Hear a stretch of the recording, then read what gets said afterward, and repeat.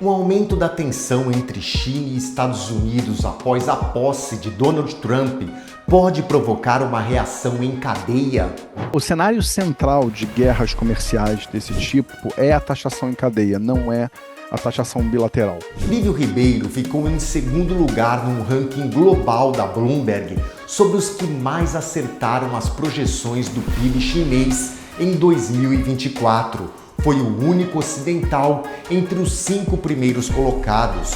Para ele, as promessas de taxação dos importados chineses por Trump não vai ficar restrita apenas à relação bilateral entre China e Estados Unidos e vai provocar o encarecimento das importações brasileiras. Digamos que tenha uma taxação bilateral inicial, tá? Os Estados Unidos taxam os produtos industriais chineses. Esses produtos, ou eles vão entrar a um preço mais elevado para o consumidor americano e esse consumidor vai pagar o extra para ter o produto, ou ele provavelmente vai reduzir a quantidade importada. Ao reduzir a quantidade, esse produto sobra para o mundo ex-Estados Unidos, né? Então você tem produto chinês inundando outros mercados.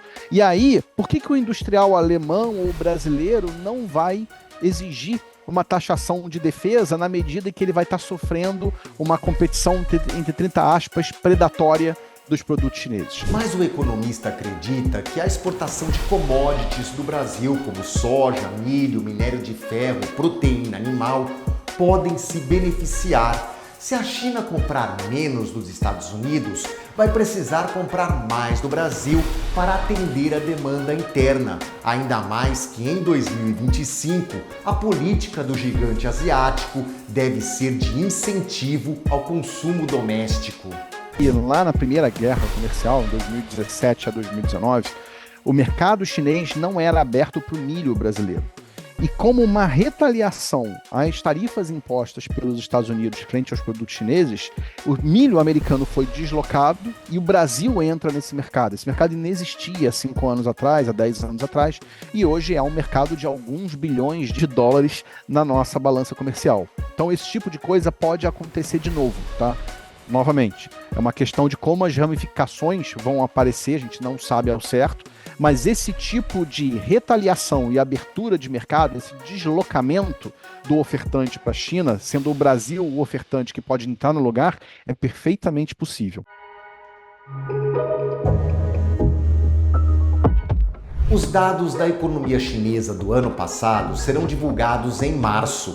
Em 2023, a alta do PIB chinês foi de 5,2%. Lívio Ribeiro projeta para 2024 um aumento de 4,9%. A gente teve nos últimos anos, pós-pandemia, uma série de idas e voltas, né? Anos em que tudo saiu do trilho, principalmente quando você teve o lockdown de Xangai, lá em 2022, e depois quando você tem uma tentativa chinesa de forçar o crescimento no curto prazo, que é um pouco a história do ano passado. A questão relevante aqui é que você tem, nesse ano de 2024, uma evidência muito grande de menor ímpeto de consumo na China, consumo doméstico. E numa economia que é uma economia de serviços, que é cada vez mais velha, que é cada vez mais rica, se consumo/serviços não andam, a economia não anda.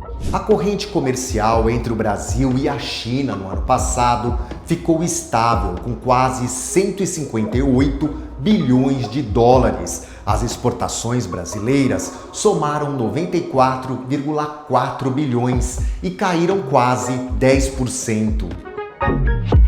A soja liderou o ranking de exportações com 33% do total. Óleo bruto de petróleo e minério de ferro tiveram 21%. Carne bovina e celulose também se destacaram. O último teve aumento nas vendas em torno de 20%. A grande diferença está na importação. As pessoas olham muito para a exportação e não olham para a importação. 23 foi um ano de importação anormalmente baixa, dado o perfil de crescimento da economia. 24, com uma aceleração da absorção interna, faz esse catch-up. Você tem uma grande acelerada de importações. Se não me engano, uma diferença de quase 26 bi entre os 2 anos. A discussão relevante para 25 é: as importações elas vão manter o seu ímpeto, mesmo com evidências de que os estímulos que foram concedidos vão começar a perder vigor, tanto do lado fiscal como do lado monetário, ou você ainda tem uma economia que está crescendo acima das suas possibilidades e mesmo que você tenha ventos contrários, você vai ter vazamento externo. A nossa hipótese é que o vazamento externo continua, ainda que ele tenha uma moderação pequena em relação ao ano anterior. Então, a gente projeta para 25 uma balança comercial nas cercanias de 71, 72 bi, que é um cacareco abaixo do que foi o número no ano passado, com mudanças um pouco de composição, corrente de comércio um pouquinho menor, mas ainda assim mantendo esses saldos que não são tão grandes quanto 2023, mas, de novo, 2023 foi um ano atípico. Talvez números nas cercanias de 70, 80 façam mais sentido do que números nas cercanias de 100, como a gente observou 2 anos atrás.